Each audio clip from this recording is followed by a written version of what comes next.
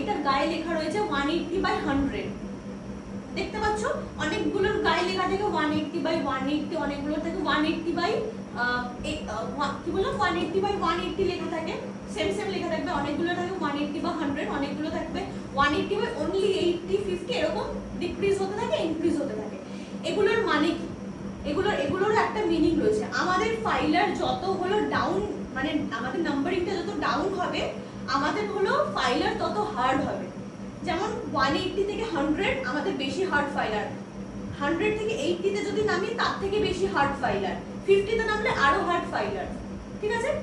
Number যত increase হবে তত আমাদের ফাইলার স্মুথ হবে, বোঝা গেল? তো আমরা অত্যাধিক হার্ড ফাইলার আমরা ন্যাচারাল লেন্সে ইউজ করতে পারবো না, আমরা ন্যাচারাল লেন্সে 180/100 যে ফাইলারটা রয়েছে ওইটা আমরা ইউজ করব, ঠিক আছে। আর যেগুলো অনেক বেশি ডাউনের নাম্বার থাকে লাইক 180/80, ওগুলো আমরা